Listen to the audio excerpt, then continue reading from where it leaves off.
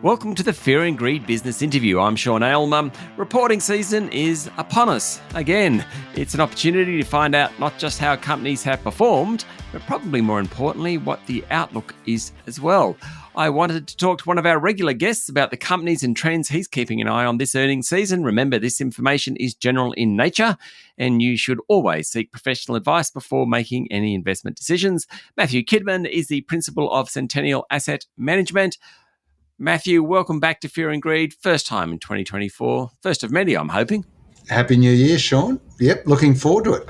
Righto, reporting season. Do you like reporting season? You have been following the markets for as long as I've known you, and I've probably known you for 25 years. I think late 90s when we first met. Yeah. Do you like reporting season? You know the answer to that. Probably not. Because reporting season has changed over times, I think, in the sense the reaction to the reports. And so the volatility around the stocks on the individual reports is what seems like it's got worse and worse and reactions. And so you've got to spend some time stepping aside and just watching how they react and then moving a lot of the time. So it tests your patience. The market's a volatile creature, but it's all part of the tapestry, Sean, and we look forward to it twice a year. That rich tapestry. Righto. So what do you expect over the next 4 weeks or so? What are some of the themes you're looking for? Yeah, so if we just took calendar year, because this, we're running financial years, of course, but this is the end of the calendar year. Last calendar year only delivered about somewhere a bit over 3.5% EPS growth across the board in the ASX 200.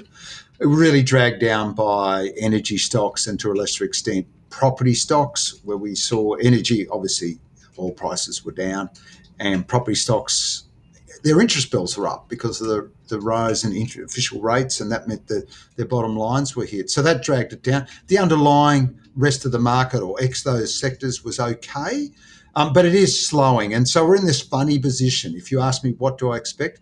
Markets want to go higher because we're at the end of the interest rate cycle. Bit choppy at the moment, as we know, but they generally want to go higher, led by the Americans. The problem for Australia is that we're in a slowdown mode. We're almost 6 to 9 months behind the US, it seems like. So our earnings aren't showing signs of growing at an accelerating rate. So markets want to go higher, but we're going to have to take the fact that the reporting season is going to deliver choppy results because the economy's slowed from all those interest rate rises. Okay, so that's kind of the macroeconomic view. That's conundrum, I would say. The conundrum, yeah. What about things, like specific things that you would like to see, be that on the cost side, be that around labour, be that around AI, anything like that? Yeah, definitely. So a couple of things we want to see. We don't expect the outlooks to be too encouraging in the sense that a lot of top line growth. So I think that 3, 4, 5% type of growth will stay in this half. That's okay. What you would like to see is a couple of things. One is that wage growth, which is a big part of everyone's cost base, is moderating. That the peak in wage growth and wage supply or labour supply was the tightness around that. The peak was probably the middle or early part of 2023 when we had those wage rises 5, 6, 7, 8%. We'd like to see them moderate. That's a good sign both for future interest rates and for margins for companies.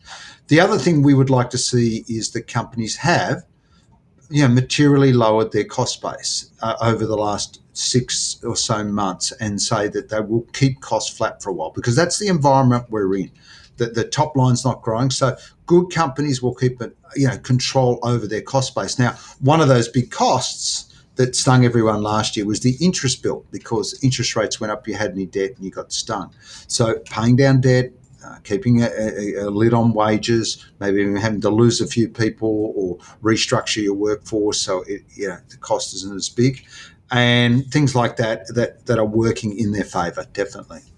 Okay, what about sectors? I know you keep a close eye on a lot of retailers, for example. What can you expect, particularly given the official Bureau of Statistics figures aren't great for that sector? Well, they're pretty good up until December. So everyone's latched onto that idea that December was weak. And obviously, December's important because it's got Christmas in it. But I think that's partly the trend over the last little while for retailers where it's no longer just Christmas, it's Black Friday, Cyber Monday. And there are a few events now in October, so it's smoothed out. I think what you'll get with retail is a mixed bag. There will be some that do very poorly, that have struggled in this environment, and there'll be others that do quite well. So if you just broke it down into sectors, I think anyone that is around apparel and footwear is going to struggle a bit. That seems to us to have struggled. Strangely, electronics and homewares have seemed to have done okay. So I think you're going to get a mixed bag. And yes, there will be stuff you can buy and stuff you can sell. But I don't think retail, we talked about before, is that cheap. So I think industrials will do quite well because of that cost-based issue we talked about. I think they've really worked at that. I think technology companies will do quite well because technology spend is kept going along, but they've cut their costs over the last 2 years, as we've seen in the US. So I think that's all right. The mining sector, that they do their quarterly, so it's not as important. But I think the mining sectors and energy is still going to struggle because commodity prices are weak. So a bit of a mixed bag. Stay with me, Matthew. We'll be back in a minute.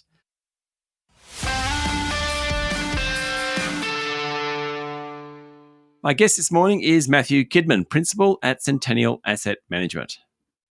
What about financials? We've seen the big banks particularly run really hard, but financials are a lot bigger than just the big banks. What do you expect from that sector? Yep. So I keep getting that wrong, and I know you're very close to your financials. You ask me every time that I come on.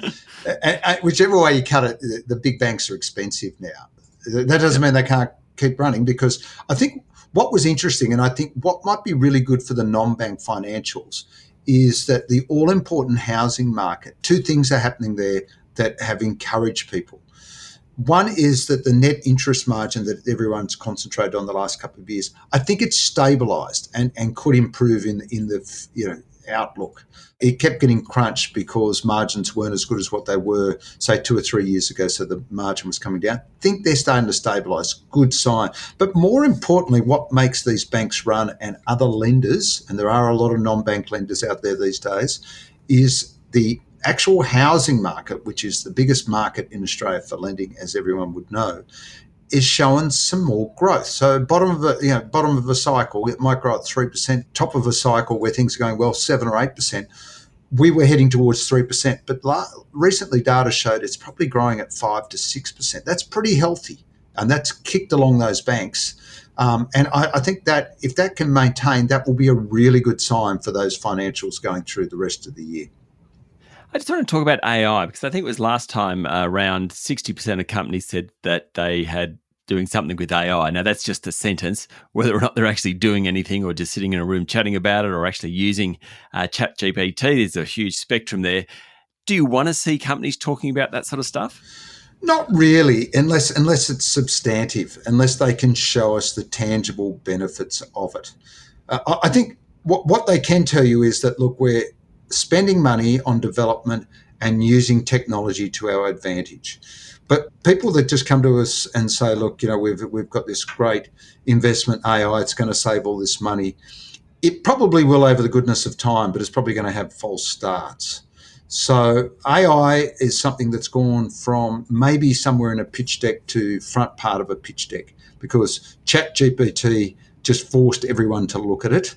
And everyone in the public and fund managers and people like me know about it, so they get questioned about it. But I think the reality is not many companies at this point will be big winners at that overnight. Some started the programs years ago and have been benefiting, and others will find a way in the future. So I'm not a bear on AI, but the reality is it takes a while, and most companies don't know how to use it properly yet. And in reality, they are most likely to be using it to their disadvantage at the moment, where they're spending money on trying to implement systems without getting any noticeable returns. Okay, now I can't let you go, Matthew, without asking about a couple of specific stocks. Which ones are you just going to keep a particularly close eye on, whether you hold those or not? I'm just interested if there's 2 or 3 small caps that you're particularly interested in. Yeah, we're always interested in everything, especially the ones we own. I think you're 100% right. I think in terms of retail, there's been a bit of a resurgence in retail, but retail is really important to the overall economy because consumers, about 60% of our economy, as you know. And one I'd like to keep an eye on that struggled is Harvey Norman because they cover a lot of different areas. They obviously electronics, homewares, kitchens and bathrooms and carpets, they're just about everywhere.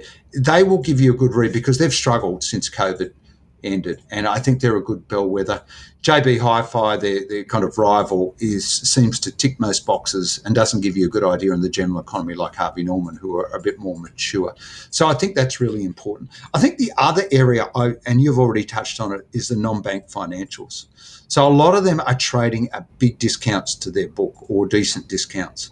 So one that I like and I like the management of and who's quite a big player in the mortgage market is a little company called Resimac, and it taps the wholesale market.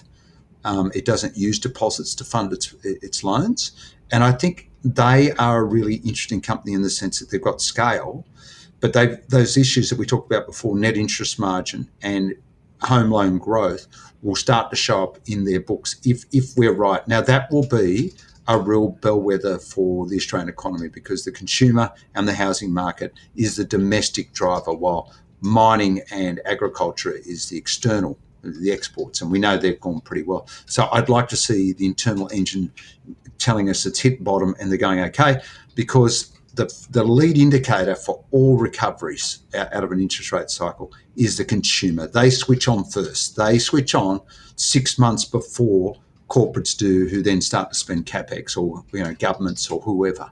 So I'd like to see that running. So there's a couple of stocks. Fantastic. Matthew, thank you for talking to Fear and Greed. Thank you, Sean. That was Matthew Kidman from Centennial Asset Management. This is the Fear and Greed business interview. Remember, this information is general in nature and you should always seek professional advice before making any investment decisions. Join us every morning for the full episode of Fear and Greed, Australia's best business podcast. I'm Sean Aylmer. Have a great day.